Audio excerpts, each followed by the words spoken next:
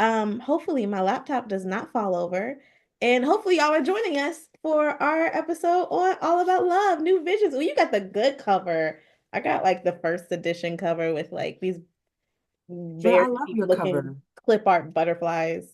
It's given fly like a bird. Take to the sun. Or a Shout out to Gospel butterfly in Mariah. the sky. Yeah, it's giving something. Yes. Anyway, hi. For today's episode, we read All About Love, New Visions by Bell Hooks. Please lowercase the bell and the hooks. Do that. I actually have some thoughts on that. Do I have thoughts, or I just have like, I just know why she lowercase her name. That's so stupid. But yes, if you read along with us for our read of Kennedy Ryan's This Could Be Us, you know that this text plays a huge role in the plot of that story and the character development. And it has also played a huge role in my character development. This is actually one of my favorite books, and it's our first nonfiction that we have read on the channel. So thank you for joining us as we discuss it. I've already spoiled a little bit about my feelings for it, but as always, we go in with our one word one sound review. And Melissa, I will let you start. What is your one sound and word that you would use to describe this text? My one, my word is illuminating because I feel Ooh, like it's illuminated a lot of things for me. yeah. And my sound, I did think of this last night too. This Okay, is so generic, but my sound is like, hmm, that's a good like, one. That's a hmm. good one. Yeah.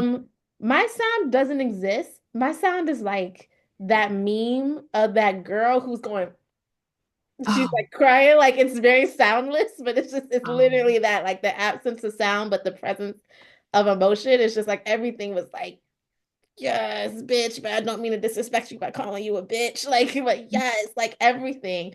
Um, and yeah, I lowercase guess b. illuminating is such a good word. I don't know if I can top that. Not that it's a competition, but I don't know if I can top illuminating.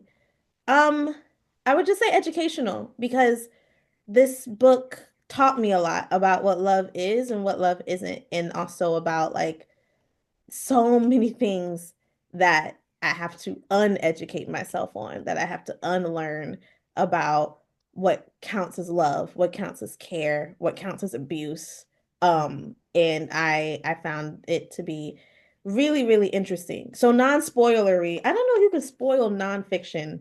Interesting question. But non-spoilery, this text is basically a collection of essays from feminist scholar, academic writer, journalist in some ways, bell hooks about basically defining love and breaking down love in very specific sections like romantic love, love and grief, love and politics, love and justice, um, love within families. Like each chapter is a different version, or a different scenario in which love plays a part. And she's just writing an essay complete with a lot of her own personal experiences, her own personal dating life experiences and her own family life experiences, as well as quotes and interviews from people that she's read or people that she's spoken to about what love means to them. That actually, in the beginning, she talks about how like there was like one of the first things I wanted to ask you when I first read the book. But in the beginning, she talks about how she interviewed an actress, a rapper, a female rapper that was 20 years her junior, and like she was just like she had interviewed her and she was asking about her thoughts on love and she was like, what's love got to do with it? And like she was so like disheartened by that answer and like disappointed, and like that kind of inspired her to write this whole entire book in the first place. I'm trying to find the passage. Okay, a glaring example of this cultural shift was the tremendous popularity of Tina Turner's song with the title boldly declaring, "What's love got to do with it?" Great film, also a great song. I was saddened and appalled when I interviewed a well-known female rapper, at least 20 years my junior, who, when asked about love, responded with biting sarcasm, "Love? What's that? I've never had that in my any love in my life. Youth culture today is so cynical about love." And I was just Bell Hooks is also known for having real spicy takes sometimes, especially about younger people as she's aged, rest in peace. But I was curious, like, who do you think this book was written in 1997, I believe. who do you think the prominent young female rapper almost 20 years her junior was? I feel like it was Lauryn Hill. I think she was talking about Little Kim because she mentioned later in the book, she But mentioned she Little named Kim. Little Kim. She didn't have a problem naming that she had spoken to Little Kim. She purposely didn't say her name in this part. So I was like, is it Lauryn Hill? But if it was Lauryn Hill, would she have said rapper slash singer?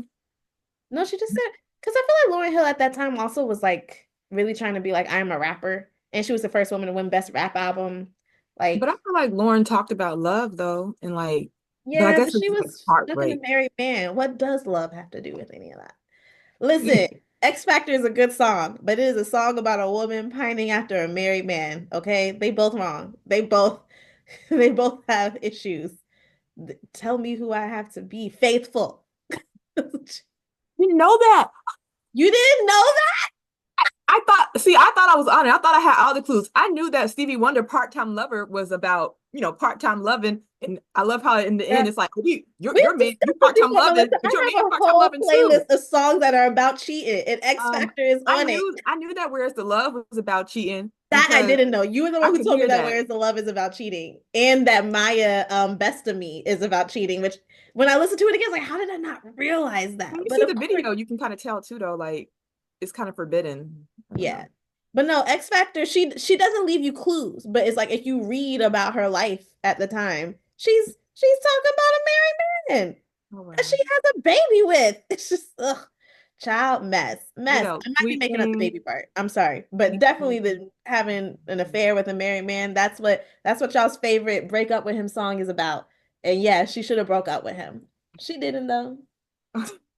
Well, but it's funny because you mentioned like, bell hooks and her like opinions on like younger people and everything. So it could have been Lauryn Hill, could have been Foxy Brown. I want to say Foxy Brown. I'm just thinking of like, yeah, Who the was like who popular were the prominent female younger. rapper? It won't Queen Latifah. We know that much. It She was was not. on some UNITY stuff. Yeah, she was on some. She was talking Um, about the definition of love at the time. but like, I don't know, fast forward. Oh, I almost wore a Beyonce t-shirt today, and I was gonna be like, take that, Belle. But She called Beyonce a terrorist. that was wild. That was wild. To me, that was like peak haterization. Because beyond here come this young girl with her album that no one asked for, no one knew about, talking about feminism. And the queen of feminist text, Miss Bell Hooks, is like, what the fuck? Like, I've been writing books for 30 fucking years and now everybody claiming they a feminist. I'd be mad too. But calling her a terrorist, that was messed up. That was a little messed up. That was messed up. I also didn't care for her take on Monica Lewinsky. I feel like she was a little hard on her. Yes, she was very hard on her in this book. But at the time, in 1997, like it was like a year after or the same year that all that was going on. We're all kind of products of our time in some way or another. Like the things that we think are wrong and the things that we think are okay. I think it's all we're all influenced by everything else that we're hearing and seeing, right?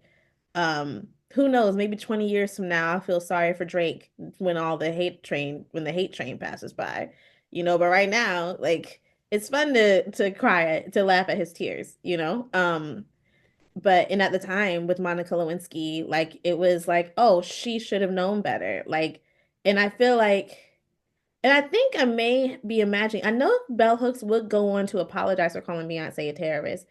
I I don't know why I have the same feeling that she made a similar apology about how her thoughts on power dynamics like had changed. And specifically when it came to Bill.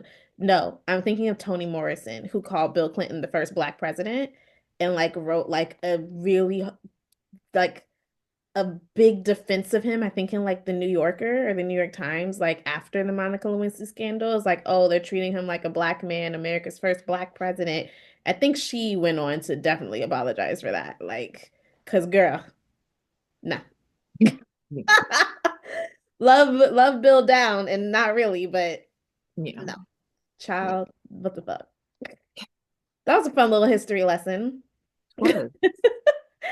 I did come up with some discussion questions for this book. But I guess let's before we get into that, get into any like more specific spoilery thoughts that you had on the book? Like, did you have a specific part or text that you found, or lesson, or that's something that you gleaned that you wanted that stayed with you, or that you wanted to discuss before we get into the specific discussion questions?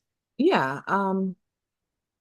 just overall, as I'm reading this, I was just like, it's so cool. I was like, okay, I've written a literature review before in grad school, but I feel like this is giving like literature review because she'll pull like quotes from other people and everything and be like, such and such said in their book.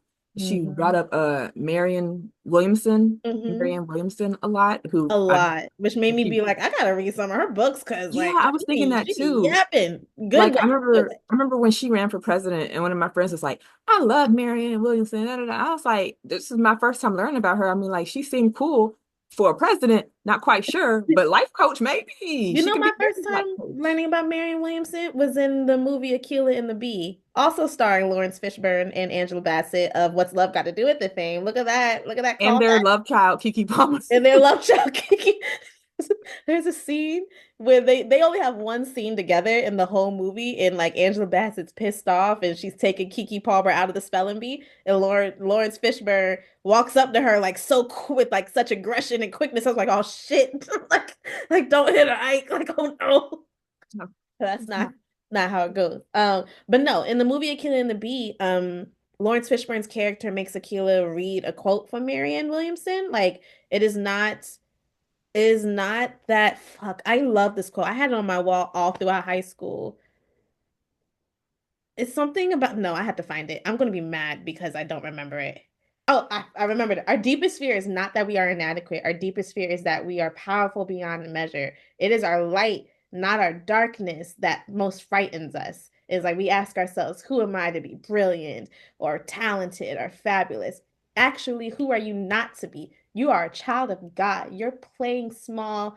I'm playing small what? Does not serve the world. I had that on my wall like all throughout high school. And like that's how I knew who Marianne Williamson was because Kiki Palmer's character kept repeating that quote like multiple times throughout the movie. So when she ran for president, I was kind of all for it. I was like, yeah, we do need a collective healing. Won't nobody gonna vote for her though, and she was not gonna win.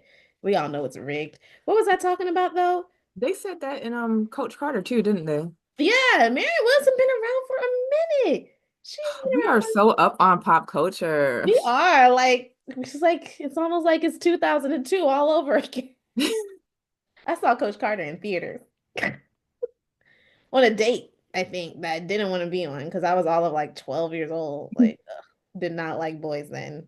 Kind of don't like boys now. Fuck him. Fuck him. What's love got to do with any of it? I'm sorry. You were talking Okay, about a passage of the so book.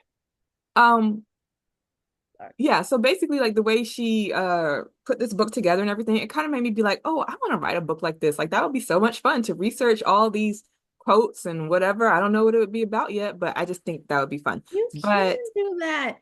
Who are you not to? It is your light, not your darkness, that most frightens us. thank I need to you. put that back on my wall somewhere. But like my word was illuminating and it like woke up a lot of things for me. Like when she was talking about dysfunctional families, and I started thinking about my family, and I was like, I might need to put a disclaimer on this video. Like, if you are related to me, do not watch any further. Go to episode 2. It's very good. I don't even remember what book that was. Coldest Winter Ever was first. I don't Cold remember. Winter Ever was our first book. That's ooh. No, it wasn't. It Coldest is, Winter Ever is episode 2. Our yeah, first book the first book was Before was I Let Go. Before I Let Go. I was like, ooh, girl, why did we even keep going after that? But I hate that book. it's just like thinking about dysfunction or just thinking about past relationships where it's like, yes, exactly. Those type of things I did put up with, or, whatever. Or her thoughts on community. Mm, Just so that great. And just like makes me think about a lot of things and how I should just kind of change and think about my love ethic because I didn't really think about these type of things before. yeah. So yeah, that's Me, I like my feel like it's overall. not, everyone should have a love ethic that like dictates how we interact with other people in and outside of our community and society as a whole. But honestly, to me, it's there, there, we innately, I think, have love ethic. As women, as Black women specifically, there is a whole other section of society that is in desperate need of a love ethic. So I'm not trying to absolve myself of any kind of responsibility, but specifically those chapters on justice and politics, I'm just like, this ain't about me. I'm a victim of the lack of the love ethic in this country now more so than ever. But yeah, those sections stood out to me a lot too. There was a specific section because this is a reread of this book for me. But it's my first time rereading it. It's been almost 10 years, I think, since I read it the first time. And the definition of love and her idea of how love cannot exist outside of abuse was what stuck with me the first time I read it. Um, the first time I read it, I felt very much so like victim is not the right word, but like I could understand all the ways that I had not been loved properly, right? The second time I read it, I started to understand all the ways I was not loving properly, or not consistently well. Specifically in the section when she talks about care and when she talks about lying. And we have like a deeper discussion question about that. But I was like, oh yeah, like I lie all the time. Like, does that mean I don't love them? And because she's like, love and dishonesty cannot exist. I was like, ooh, can't they though? Like, I don't know. Um, or even like mutually working toward each other's spiritual growth. Like I don't know if that's something I intentionally try to do. Like I always never want to overstep my boundaries with people. I'm as a, and also like as a people pleaser, recovering people pleaser, like how that in itself is not only a betrayal of self, but it's also a betrayal of relationships. Like, because that's just inherent dishonesty. And like, can love exist in those spaces? Like, it's just something I started thinking a lot more about in this reread, which made it even more impactful for me. So let's get into our discussion questions from this book. Before you read this, did you have a definition of love? And has your definition of love changed since finishing or since reading this text? I guess I would say I probably didn't have a definition of love. Like it might be like really rudimentary, like, oh, love is, that good feeling you feel when you get a hug from your mommy. Oh, that's Like, interesting. When you think love, this the first thing you think about? Is it family when you hear the word love? I think it is because that was like, that's my first example of love. But then when I go deeper, it's like she mentioned something in the book about like loving men who are like her father, but she didn't Mhm. realize that. But then I'm like, I'm the opposite. I feel like or at least now, like I wanted someone opposite of my father. But I think as an adult, you see a lot of things like with your parents and how they are, and that can also be illuminating, in I good just and find bad. it interesting that like I think maybe I think about that. I think about childhood first because when I hear love, I immediately think of Barney. Like I think it's just that association. Like I hear the word love and I see a purple dinosaur in my brain. Like even if I'm not particularly in love with it, and it makes me think of childhood. And I think even as we're adults and we're in our different relationships, friendships, work life, romantic relationships, we're always just nurturing that inner child in one way or another. So I feel like it's interesting that like you thought of family first because your family is that child's first nurturer, you know? And like it's good that you have like a positive association of love with your family. I'm trying to find her definition of love before we run out of time. But definitely, oh, found it. Okay. So Bell Hooks, defines love this way. In the first chapter, Clarity, she says affection is only one ingredient to love. To truly love, we must learn to mix various ingredients: care, affection, recognition, respect, commitment, and trust, as well as honest and open communication. Like that is the Bell Hooks TM definition of love, like with those seven, I believe, characteristics. Were any of those surprising to you when you first read them? Like care, affection, recognition, respect, commitment, trust, honest communication. Yeah, because I guess again, thinking about like my familial relationships, the honest communication part that is kind of lacking, not even kind of. And like, does that mean they don't love you? Because I'm like, hold on now, you're gonna talk about my mother this way. What did you say about my mother? What did you say? What did you Um, say? but yeah, like, does that mean that, or does it mean that I just need to like be an honest communicator and come to them and be like, hey, I think there's some things we need to talk about because too, like, there was something she mentions later on too, like with relationships where like if someone isn't fulfilling your needs in the way you want, you'll like just give up on that relationship. And I was like, well, shouldn't I? Yes, there were also some of that stuff. Some of the stuff in here was like implying, actually a lot of the text was kind of implying like to never give up on love. Like she even mentioned several times several relationships that she stayed in far too long, but she never mentions that like I stayed in the relationship too long. She just goes through the timeline of how unhappy and how unfulfilling that love was, but how much she tried to put in that love. And like the lesson is never like know when it's time to leave a love behind. It was like always be trying to love. And I'm like, I don't know if that's the lesson we should take away from this. Like, Uh, you don't want to be in 14-year relationships with people. who are like one of her relationships, like he was like, I think he was like drugged out and stuff. Like it just wasn't gonna work. I guess we already kind of talked about this, but were there any parts of the book or Bell Hooks's personal experiences that we related to? I mean, dating a man for longer than I should have dated a man, 100% could relate to that. And also like some of her childhood stuff, like not her parents being abusive to each other, but like, getting whoopings, being terrified of your dad, being terrified of like disappointing your parents. Like I could fully relate to that. And there's some things, I don't know if she was talking about her own personal experiences in church or just like the universal Black church experience. Like I could relate to that feeling of like, oh, punishment.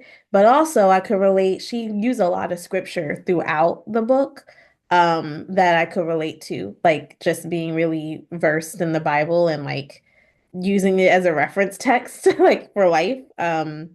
Yeah, I related to that really strongly, but definitely like the realizations that she's had that she's never been properly loved, but that she deeply desires it. I thought that was really brave, like, because I think I don't know. My aunt and I got into a heated discussion around Thanksgiving about how like she feels like she's so disappointed when she sees so many women like being disappointed in their lives for like not having a husband. Like all these girls care about is getting married. Like you're a professional, you're a doctor, you're a lawyer. Like why are you worried about a man? All women care about is getting a man. And I'm like, you know what? I actually find that most women don't want to admit that they want a man.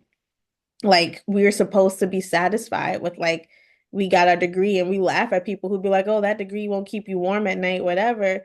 But like it's true. Like I don't think the two are one and the other. I don't think we should correlate those things as much as we should. But like everyone wants to be loved. Everyone wants to be cared for, respected, receive affection, have someone with whom they can have honest communication. Not everyone wants romantic love, but a lot of people do. And I think that's hard to admit sometimes, like, especially for intellectual people that, like, oh, like, what Jan Jackson say? I get so lonely. Like, yeah, like it gets lonely. And like, I found that really encouraging to kind of hear her say, like, sometimes I just want a man. Like I'm like this feminist icon, but I just want the dick sometimes. And like I get it.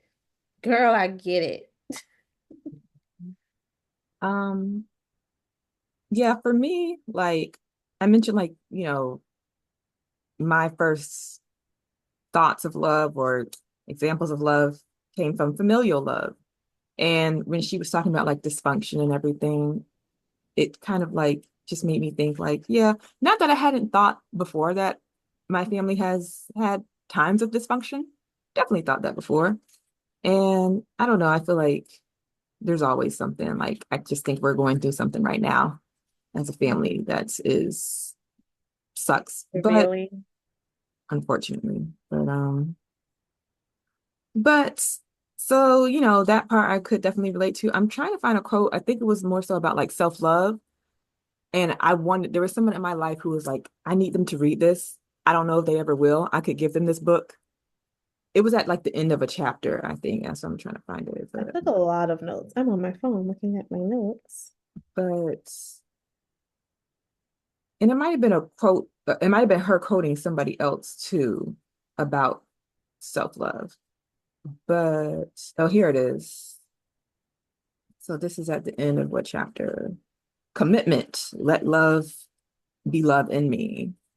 Um, the light of love is always in us, no matter how cold the flame. It is always present, waiting for the spark to ignite, waiting for the heart to awaken and call us back to the first memory of being the life force inside a dark place, waiting to be born, waiting to see the light.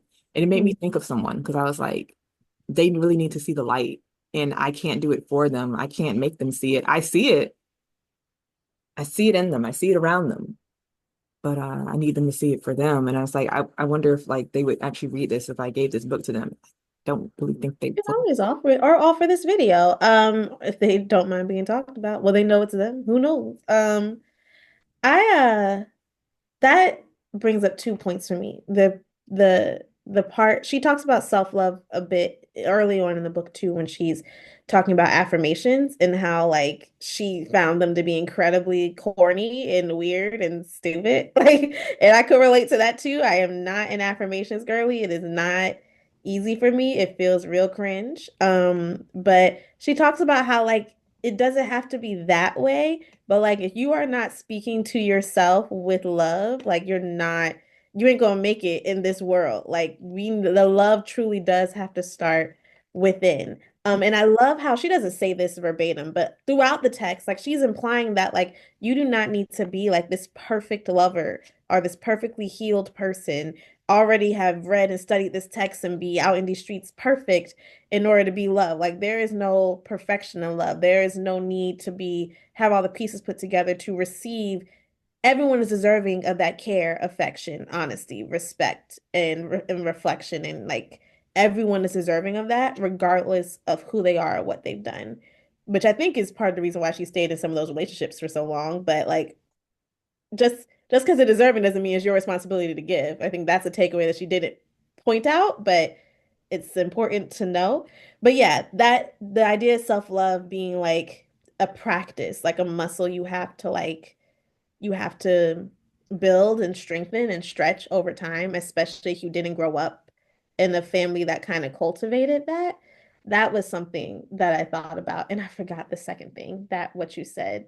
Oh, the idea that which actually is part of one of my favorite quotes, which we'll get to later, but sharing love with others, being in community, being in communion is part of how we heal that version that doesn't quite know how to love ourselves. Like we learn love from other people, and a lot of us learn to love in really negative ways, right?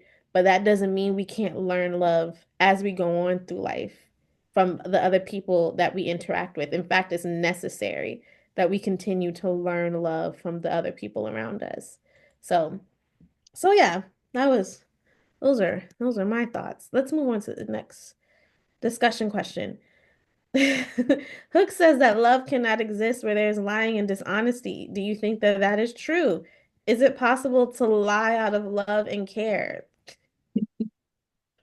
Okay, so I want Albert to not watch this.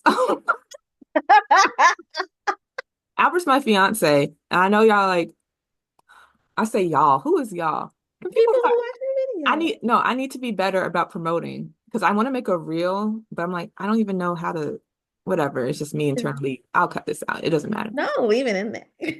Whatever. I need to be better about promotion. It is Um, not your light. It is your what? What does Mary Williams say? Damn it. Whatever. but the people who need to see this will see this. Our audience will find this. But oh, also, I lost my engagement ring. I do that, but it's just pointing it out is hilarious. Go on. Okay, Lying in love. lying. Yes. Okay. So, yes, in a relationship, any relationship, be honest, be truthful, don't lie. Now, is it lying if I'm planning a wedding, right? I want to surprise my future husband with something for the wedding. So I'm not gonna say what it is because he watches these videos. Shout out to him. But yeah, it's like I am omitting something, you know? But Hmm. also when it comes to wedding planning, I'll be like, hey, how what you think about this or that? And he'll be like, well, what do you think? I'm trying to plan with you, Negro. It's our wedding, not my wedding. Help me. Yeah, I think we're getting off the plot a little bit. You're right, you're right. Gosh, I guess I had something bottled up. I get it. I get it. Um, You gotta be honest in that communication. yeah, And there, I see you as thank someone who you. loves you. I I appreciate it. recognize it. Yeah. But it's like, yes, I just feel like in relationships, it's like the more little white lies you tell, the easier it becomes to like Mhm. tell bigger lies. So That's true. it's like if you went to lunch with a friend who was almost more than a friend, or y'all had a thing or something like that, Hmm. and your partner asks you what you did today or what you had for lunch today. Sometimes I do ask that, like, what did you eat for lunch today? I ain't make no leftovers. Like, and if it's like, oh, I just went here by myself, or I went here with my coworkers, but that's not what you really did, Mm. So it's like stuff like Not the that. fullness. So when I think of lying, I don't even think of that kind of level of deceit or dishonesty, but I guess it all is. I'd be like, oh, like if I tell my nephew that like all dogs go to heaven, you know what I mean? I don't know that. And it is, I'm not saying it's a lie, but like that's just something I can think of right now. Like is that something that gives him comfort and care? Like, is that bad? Because it's like, Like, yeah, you're trying to protect yeah. Or am I trying to protect myself from having hard conversations? So that. like that's also part of it. But on the flip side, I don't think all honesty is an act of love. I think honesty works the same way as lying. Sometimes we are honest in a way to protect ourselves. Like people who are like, who have a penchant for painful honesty or for being brutally honest, I find that people like that aren't actually caring about the other. I'm like leaned over like I'm not doing anything. Like, don't actually care that deeply about like the other person's feelings or even their own personal growth. They just got something they need to get off their chest. It makes them feel better. It makes them feel relieved. So like they say it and it's out there now. And now you got to deal with like the broken pieces of your own heart. You know what I mean? So like I think honesty and lying are probably the most honesty is probably for me the most difficult part of that seven-part love equation. Not because I am a dishonest person. I don't think I am, but I think it is so easy to lie and so easy to conflate even to yourself your motivations behind it. But in terms of like the question, do I think it is possible to love while being dishonest with someone? I think you'll never fully experience that love, you know? Like you'll never the love can be there, but you're getting like a super watered down version of it Mm. if you don't feel as though you can be honest or have hard discussions or feel a level of trust with your partner So or family member. I I'm just like I had a thought. So it's like it's one thing to like, lie to your nephew or like my little cousin. I was driving him around once. I told him my radio didn't work. It worked. Mhm. I didn't want him to listen to that music because I know what he's been exposed to already. I didn't want to further expose him. Mhm. It's like we are gonna ride in silence. We're gonna talk, you know. But it's another thing to be like dealing with someone who you love, but you're not able to tell them the truth about things, or like you always have to agree with them because it makes your Mhm. relationship with them easier. Yeah. And that's something But I'm see, going it's a through currently. slippery slope from Yeah. going from I'm not playing. I don't know if the slope is that slippery, but it is a slope, from going from I'm not going to tell my cousin that the radio isn't working because it's easier than me having to explain to him that, like, oh, I actually don't want to, I don't want to have an argument with you. I don't want to, I don't even want to express my authority in that way because I'm anxious about expressing my authority in that way. I'm not saying this to you about you specifically, but like, I'm trying to make the way easier for me to now I'm lying to my partner because it's all about making the way easier for me or for you, but usually for ourselves. I feel like whenever we lie, even if it benefits another person, the root of it is that we're trying to make things easier on ourselves, Yeah. in some kind of way. And so, yeah, as we're talking about it, I don't know. Like I said, I don't think that love goes out the window. I do not think my mother does not love me because she has lied to me a couple of times. I Mhm. don't think my friends or even former partners did not love me because they lied to me sometimes. And I don't think that I didn't love other people who I've lied to. But I do realize, even and lie may be a strong word that maybe I have some resistance to, but I do realize that in relationships where I did not feel as if I could be completely honest, there's something missing there. Like even as we were talking in the beginning, like how you wish that you could have some of these discussions with your family, like that requires honesty. Like, and it's not just you, me too. Like, it requires me getting real honest and people being honest with me about things that happen within our family. But like, and that could be really painful. And the fear is like, the hope is that it is very freeing and we start from a place of like purity. But the fear is that it fucks things up irreparably. Mhm. And it's just like, well, at least you were honest. Like it's just like I don't know if it's Yeah. is it always worth it? And is that also a sign? Because one more thing that my therapist says to me a lot is that everything isn't for everybody, and that like I or like the right people, like having to find like the right people. Because there's some people I have been honest with and it did not turn out well. Well, there are other people I've been honest about the same thing and our relationship grew deeper. Like I can't have the same expectations for every person. Mhm. And I can't be the same person with every person because for some people it is not safe for me to be that person with you with.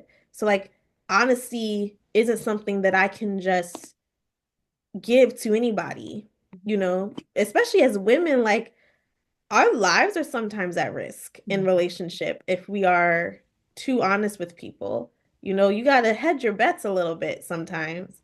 So yeah, I don't know. It's something I will continue wrestling with maybe, but it's also in my personal life as well because I do strive to be a more honest person, but I also think I can recognize and concede maybe not that I was fighting against it, but I can recognize and concede that the more honest you are, the more rich your relationship is. It's like the difference between dark chocolate and like milk chocolate. Like one is like it's intense and the other is still good, but there's something else in here that's keeping it from being that, you know.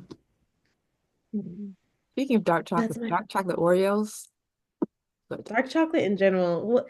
Also, white chocolate is not chocolate. It literally has no cocoa in it. Why do y'all call that chocolate? I think that's racist. Like, I don't know. Like, you could call it anything else. I don't get it. Mm. That's a good point. You need to come Like, up with why, for it. why did they call that chocolate? Why do white things have to be part of everything? Why can't it just be who invented white chocolate? I have, I have beef with white chocolate. Um, Mhm. is love a political issue? And can we love people that we fundamentally disagree with? Child, in this I political climate, don't. yeah, love is a political issue. I think, and I believe she says this, I don't have the direct quote, but if there was more love, if we were more focused on love, then a lot of our like fundamental problems would be solved. But these people are they're Yeah. focused on wealth. Yeah. It's Yeah. Wealth and power and wealth. very much so a political issue. No, I cannot love people that I fundamentally like. Okay, like on a very base level, like I'm sure I have family members who, no, not even sure. I know I have family members that I don't agree with on political things. I'm very much so like, I love me a drag queen. Friday nights, I'm Mm. on this couch watching RuPaul's Drag Race. Like, yes, yes. Love me a drag queen.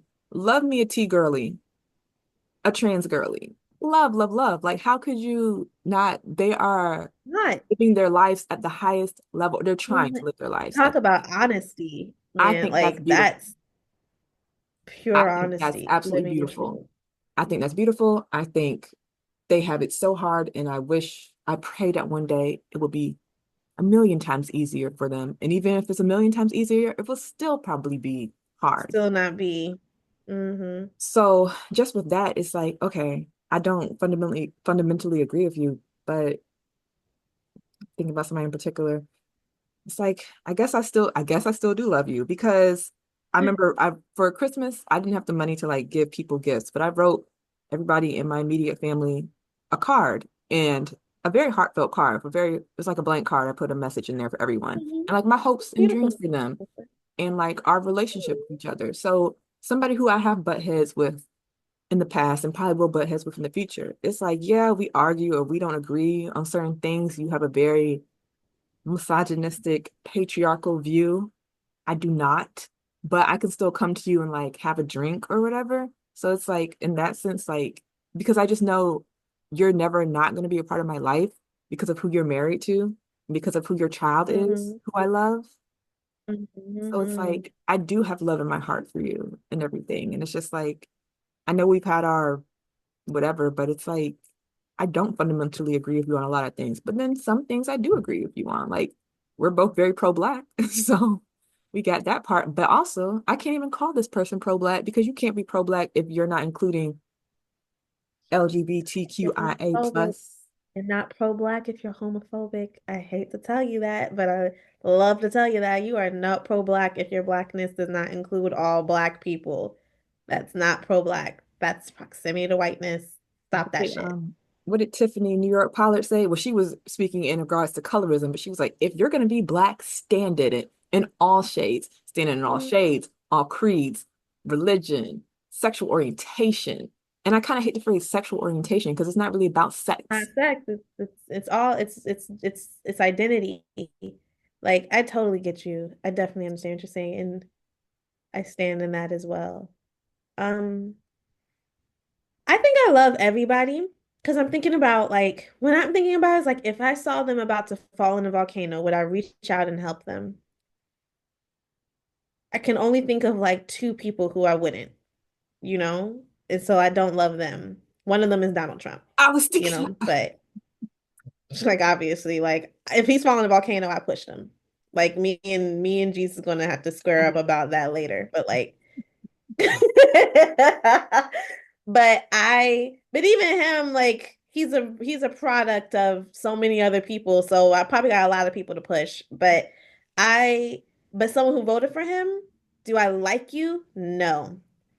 Do I respect you? We're missing that chunk of the equation, of that seven-part love equation for sure. Because I don't respect you. But I have no affection for you either. I don't delight in your presence.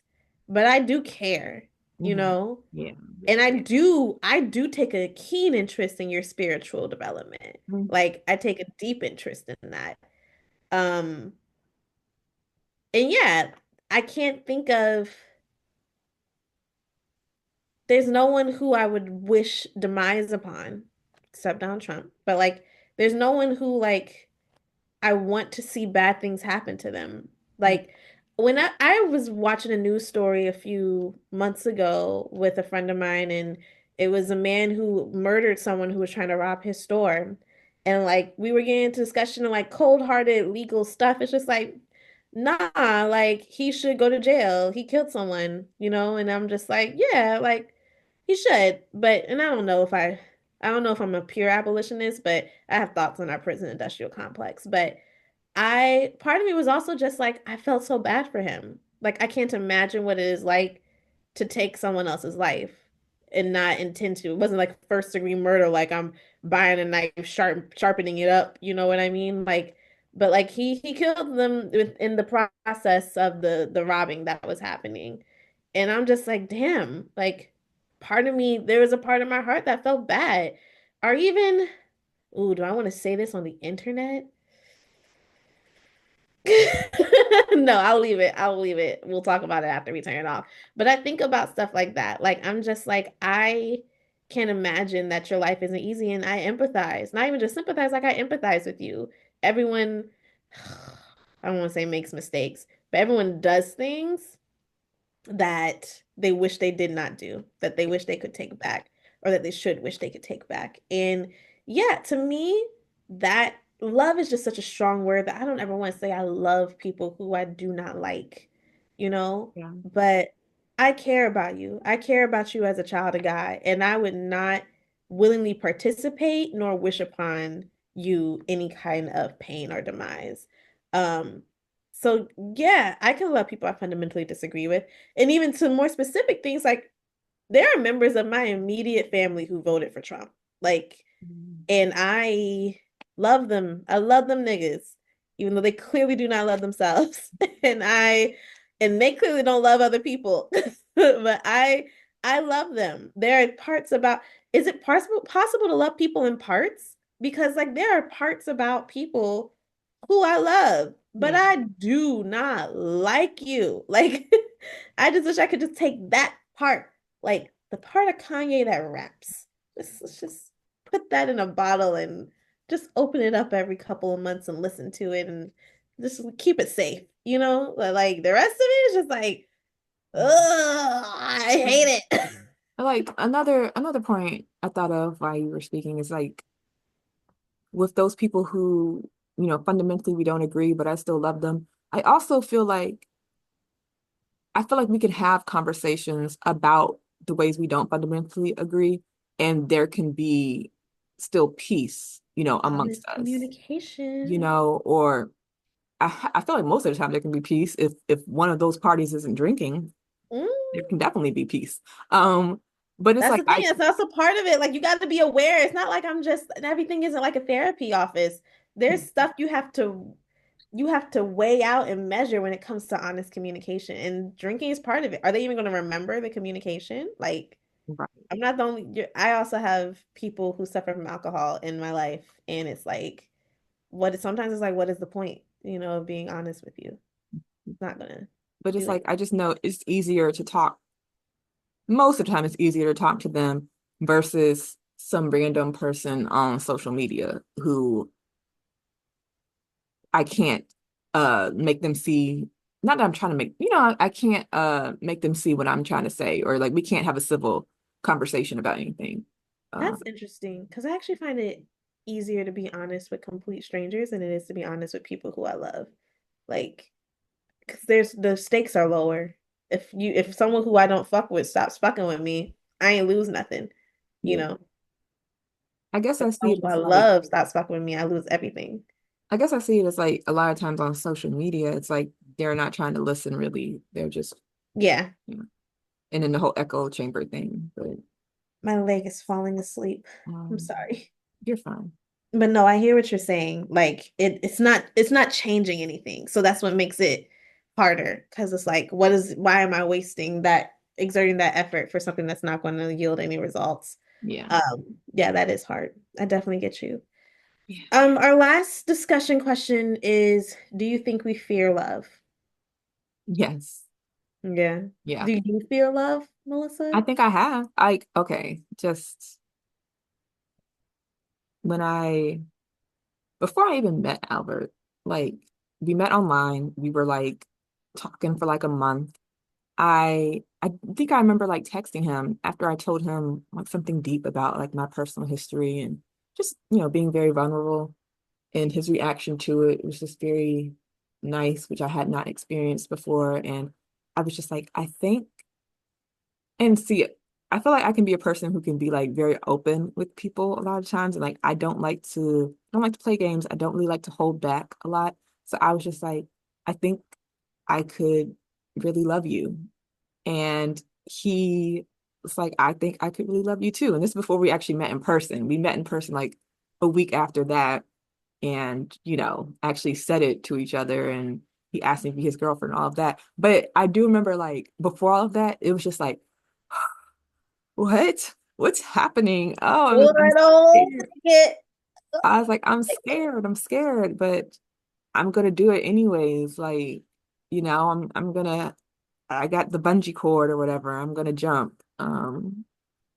So that's how, that's the way that I fear it. And then I also think like in other ways too, we can fear it when it's like for women, motherhood. It's so, oof. But Oh, I know I want it. what if I don't like my kid? Crazy. I fear that for sure. Or I fear like, what if my kid just turns out to be someone who I would fundamentally disagree with? Not less than like I don't like him, but like, oh, like, can I love my kid if he grows up to be Ted Bundy? That's scary. Yeah, I probably could, but it's hard. I think about that. That's a person. That's someone's whole life. What is their Wikipedia page going to say about them? Think about that. Um, I love love. I fully embrace it. I relish the opportunity to tell people that I love them. I don't have any anxiety about it ever. Even if people do not love me back, it doesn't make me feel stupid for having loved anyone ever. I am delusional when it comes to love. I am love, love, love. Valentine's Day is my favorite holiday. I want to give Valentine's to the lady at the Harris Teeter. I love her. I don't even know her name. And it's just like, I love it. I think I fear the action that comes from love because I can feel love all day. I don't fear the feeling. I embrace it. My heart is open. I love it. Give me more of it. I want to feel that way forever. But if I love you, that also requires a certain behavior from me. It requires that honesty that we were talking about before. It requires respect and recognition. All the things that Bell Hooks was saying. If I love you, that will change the way that we have to behave. And I think I fear that. I think I fear is also a strong word, but I think I sometimes resist that. Mhm. Like it's just like, oh, like I don't want to not be I don't want to be wrong in how you're treating me. That's when my people pleasing starts to come in, where like I love you, so I don't want to not be enough. So let me behave the right way. But also, I don't want to lose you, so let me withhold things so that could cause a schism in our relationship, which then will probably will cause a schism because I'm withholding. I don't want you to see any flaws in me. Like, and now I'm not even thinking romantically. Like, I'm thinking about like my family. I don't want them to see me as a failure in certain ways. So it's just like, let me withhold whatever it is I'm going through out of my love and care for you. It's just like, yeah, I fear that. I fear vulnerability, I think. And I think that is kind of what Bell Hooks was meaning when it came to honesty. I Mhm. don't know if vulnerability, I think, is 100% necessary for a proper love ethic. And that is something that I work on. I do not think I'm a dishonest person, but I do think I lack vulnerability and transparency, um, which in itself is a betrayal of that trust part of the equation. So, oh, I had an epiphany. Look at that. But yeah, I fear that. So that is something about love that I fear.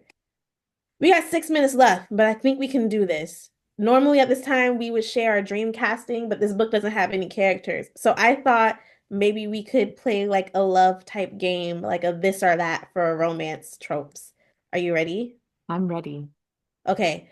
And feel free to jump in with other tropes because I only have six. But okay, grumpy sunshine or versus enemies to lovers. Which one do you prefer? Grumpy Sunshine. Really? I I think. hate enemies to lovers too. It's always just a miscommunication. Stop that shit. Yeah. Stop it. Okay. Forced proximity versus forbidden love.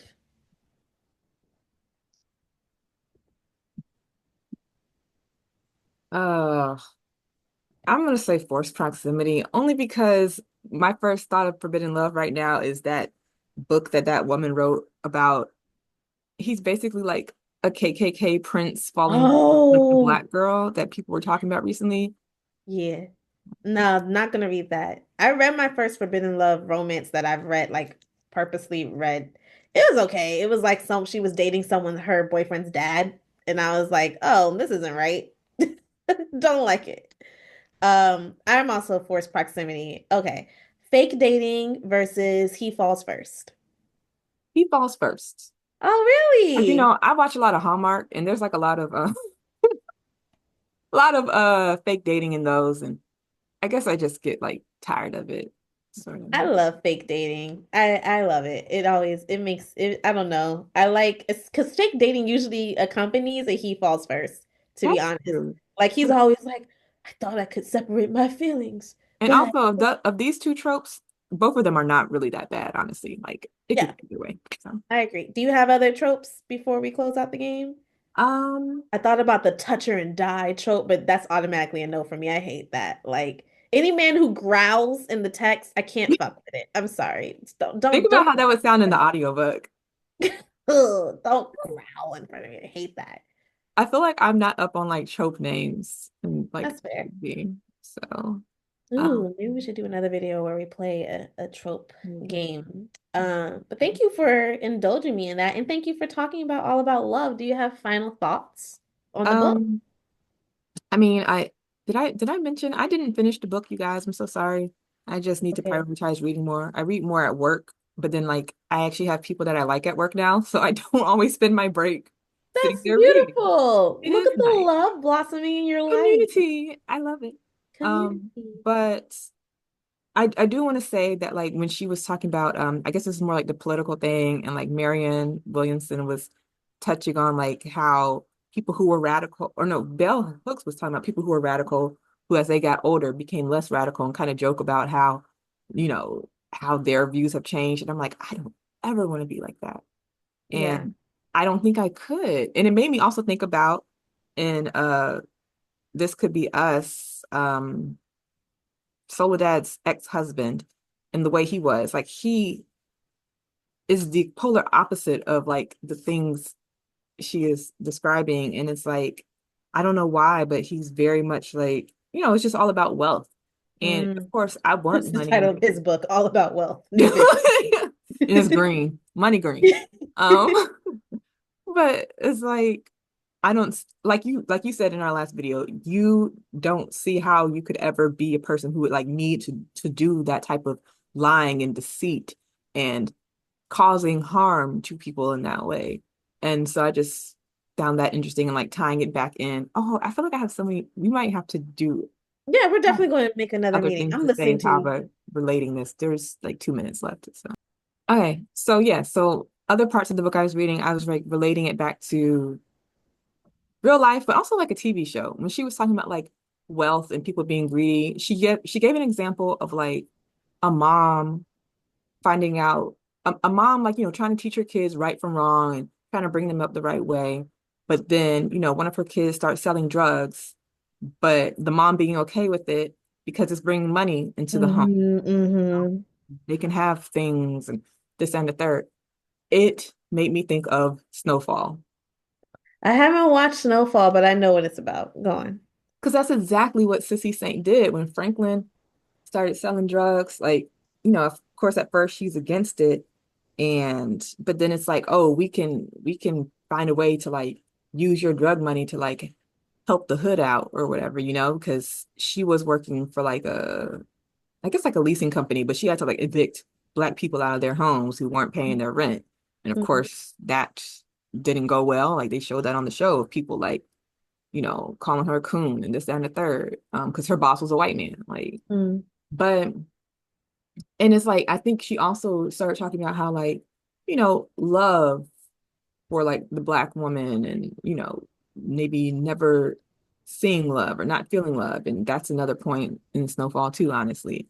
But I was just like, yeah, this is like very just real to me, even though that example was from a show, but it's all pulled from real life and everything. Like John Singleton didn't just come up with that. It's Yeah. it's very real. Something you were saying about this could be us, because that's the only thing I could speak to, and like how Edward was so the opposite of everything that was in that text. Something else that came up in that book when Soledad was reading this text was her kind of studying the text, not just study her relationship with Edward in any kind of way, or even her growing relationship with Judah. It was more like she asked herself a question. She said very specifically, like, oh, Edward fucked up. Like, he was a bad person. He was a bad husband. He was a bad man. But who am I? Like, not am I a bad person, but like how did I make that choice? How did I not see it? You know what I mean?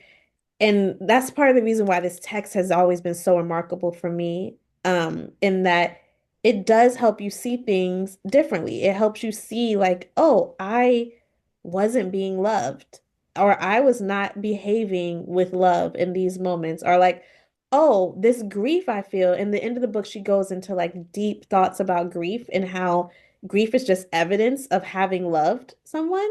Like, grief in itself is love. Like, it's just like, it's the probably the most powerful feeling of love any of us ever experience outside of, I guess, like giving birth, you know? There goes that shit again. But like it's like that sense of love is like all that love you have to carry on your own now. And like how even though I've been getting on it about like honesty and love and stuff, even the parts of love that she says are not love, she says can still exist in this world, like in this world that we're loving. Like forgiveness exists with love. Betrayal is not necessarily a killer of love. That nothing can kill love. You know what I mean? Love will still exist because it's just that powerful. It's the most powerful thing in the world. And another fun fact is that New Visions is actually like the first in like a trilogy of books that Bell Hooks wrote about love. I think the other ones are Salvation, Black People in Love, and the last one is Communion, the female search for love, which came out like in the subsequent years after this book of essays came out. And I haven't, yeah, there you go. That's what they look like.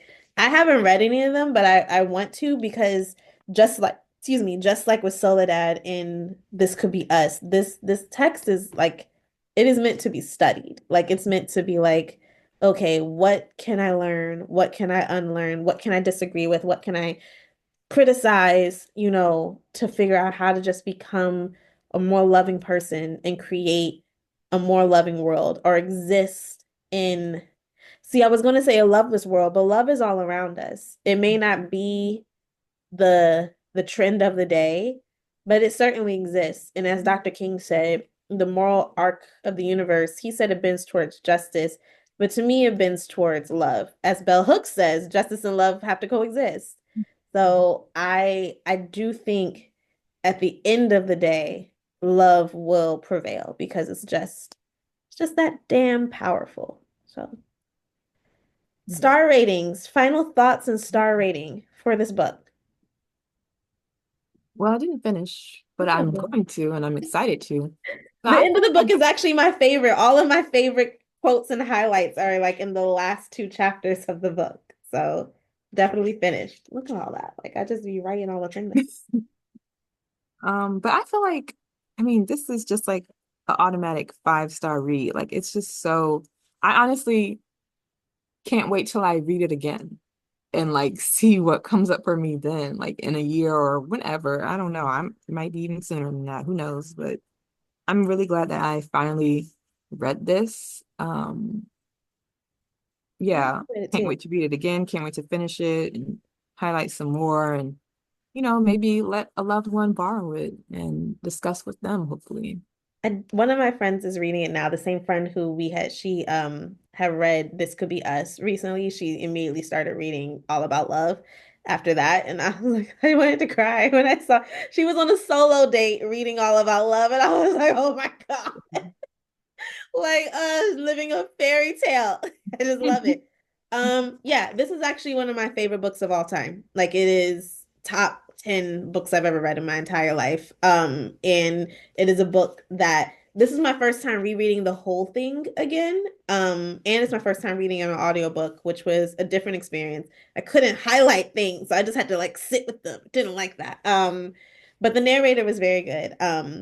And it allowed me to rewind parts. But it's my first time rereading the whole thing again. But I reread parts of that book like every year. Like every year around Valentine's Day, I will at least read the first chapter again. Even if I don't sit with the book like for the rest of the year. I am always getting something new out of it every time I read it, and I'm always remembering something that I forgot. It is a 5 star without question for me. And I'm glad we got to read it together, Melissa. So I love you. I hope that you know that. And I hope that y'all loved this video. If you Yeah, did we want love to talk it, about our like it. next read. Yeah, I don't have a copy of it with me. Do you have a copy of it? I'll add a photo like we used to do. So our next read, continuing another series of books about some lovely Black women Bum, sisters. bum, bum, bum. Any guesses? We're going to read The Partner Plot. Oh my gosh, what's her name? Her name is Kristina Forest. Forest. The Partner Plot by Kristina Forest, the second book in the series. Did you Um, watch SpongeBob growing up? yeah. Do you remember that part in the Krabby Patty training video, the Krusty Krab training video, where like the Krabby Patty is like zooming in from the background and everyone's like dun dun dun dun dun dun dun dun dun dun dun dun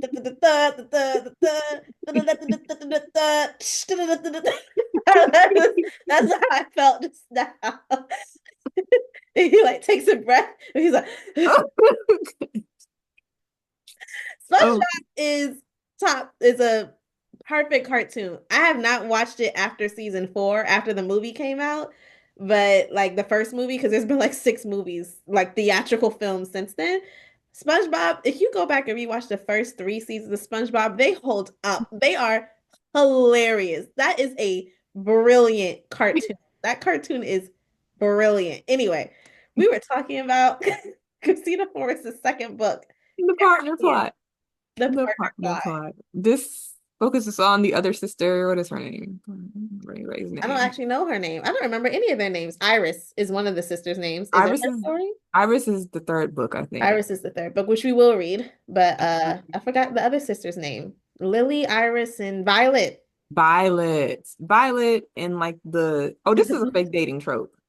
Oh, well, no, it was okay. All right, now Christina, I got questions because the first one is a fake dating trope. Because well, like, don't they accidentally get married and I guess they decide to stay married?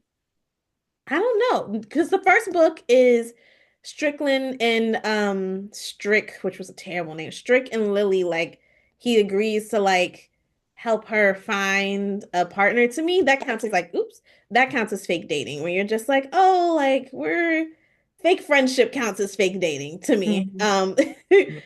Because you were in love with her and you weren't telling her that you catfished her. Like that's crazy. Anyway, that book is crazy the more and more I think about it. Like the Love and first thing, dishonesty. it's Mm. can love and dishonesty coexist? Apparently it can because they were see, I didn't agree with his reasons. Like, okay, your daddy was a drunk gambler. That mean you gotta lie to this bitch. I don't understand you niggas. Like, I don't get it. Like, I don't understand why you're just like, oh, like I'm having a baby. Let me not tell someone about it. I've been reading Elaine Welteroth's memoir more than enough, and there's a part where like her second serious relationship, she finds out that he's having like a whole child with someone else, and like he broke up with her off some contrived stuff. It's like I can't be with you. You ain't blah blah blah. You not good. Blah blah blah. Whole time you having a whole child that you ain't tell her about, and it's just like Busy boy. I don't get the lie. That's actually in the book. I'm so sorry, y'all. Okay, that is a part of the book. I am trying to find the part where she goes into it, but Bell Hooks specifically says, and Bell Hooks said it, so it has to be true, that women lie. Okay, men, more so than women, use lying as a means of gaining power in relationships. A commonly accepted question. Okay, whatever. She says that like women lie more than men. We may tell lies more often, but men tell bigger, more consequential lies. They lie about bigger shit, about super important consequential stuff. And it's like, why? I might lie and say I'm on the way when I'm just getting out of bed. You know what I mean? You'll lie that you have a whole job that you don't have. Like it's like remember that who the fuck did I marry thing on TikTok? When he was like making up like a Yeah, whole yeah. Risa, Risa Risa people. Tisa, like how he Yeah. was like making up a whole existence, a whole real estate agent. Like it's just like a whole job. Like it's like it was like he was married, he had three other wives. It's like I don't I know I went on defensive line for a while, but I don't get it. I do not get that. I ain't that kind of liar. I may be a smidge dishonest, but that is that take talk about effort, talk about hard. The effort to keep Keep that up. up. Yeah. Jesus. What were we talking about? Damn it.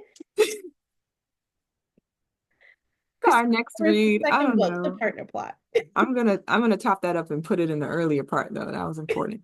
I don't know. That's cool. Even your part that we started the second video, the second Zoom, the third Zoom for, you should chop up and put earlier Yeah. on because it's Oh, like part of okay. the discussion. Um, No, sorry. Kristina Forest's Christina Forest. second book. I keep wanting to call her Christina Lauren. That is a Me whole too. nother, That's a whole different that's romance a writer duo. duo. Yeah. I Yeah. haven't read any of their books, but I know they have like some good ones and some terrible ones. I have Love in Other Words. I haven't read it That's yet. one of the ones that people really, really like is Yeah. Love in Other Words. They think that's one that people say is like one of their best ones.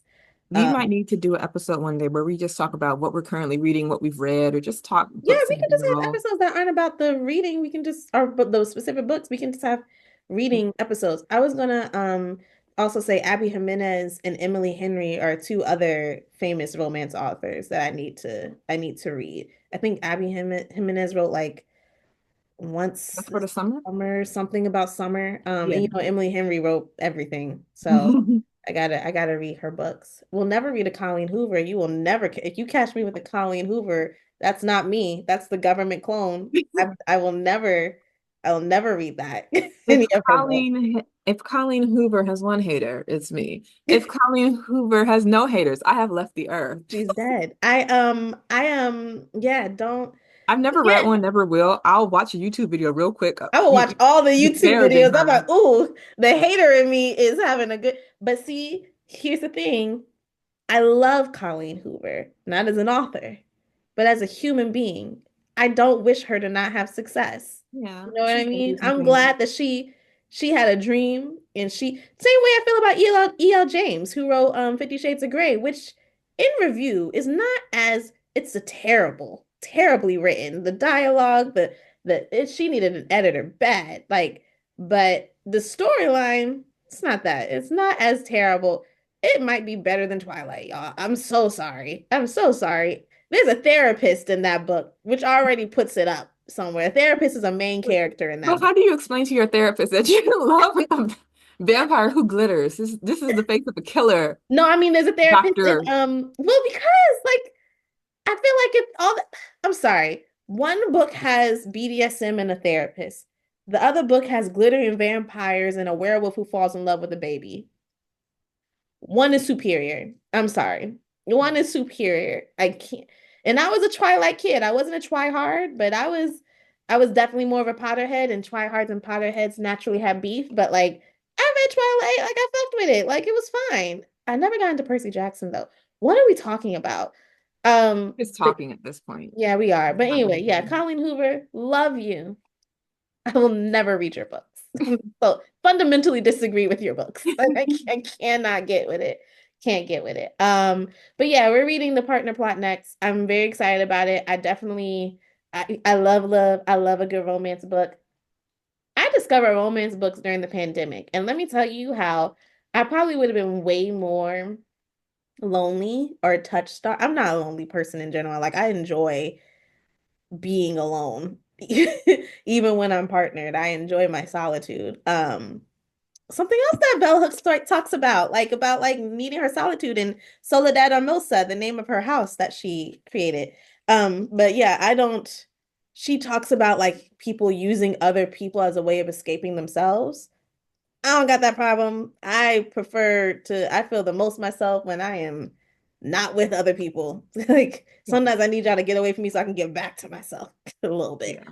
Um, but no, but during the pandemic when we were alone, I didn't, or a lot of, we were isolated. I read a lot of books and most of the books I read were romance books and it just made me feel so much less isolated. Like it's just like, oh, like love doesn't need to exist in the physical in order to exist. Like it just reminded me that it's still out there. So, I all that to say is like I fell in love with romance books. I never was a big romance girly, and now I am. So I'm very excited to get into another romance. And I liked Kristina Forest's first book, The Neighbor Favor. Wasn't expecting to. I still have issues with the lie, but I loved the angst. I loved the anguish he was under the entire time. So give me a man who pines. Give it to me. Like, I love that. More men should be pining. Bring back the Drew Hill harmonizing, like singing in the rain type stuff. Being in the sand in the desert wearing Yeah, leather. wearing leather. Come on, Jodeci. You ain't jumping up like with every step you take. Like, come on. Tell Like, me what you want. help me. That's what I want. I want that. So yeah, I hope there's lots of pining in this next one from her. So I will get a copy as soon as I can and we will read it and we will talk about it. We will. Looking forward to it. Me too. We bike. We bike. We also out. Bye y'all. Bye, love.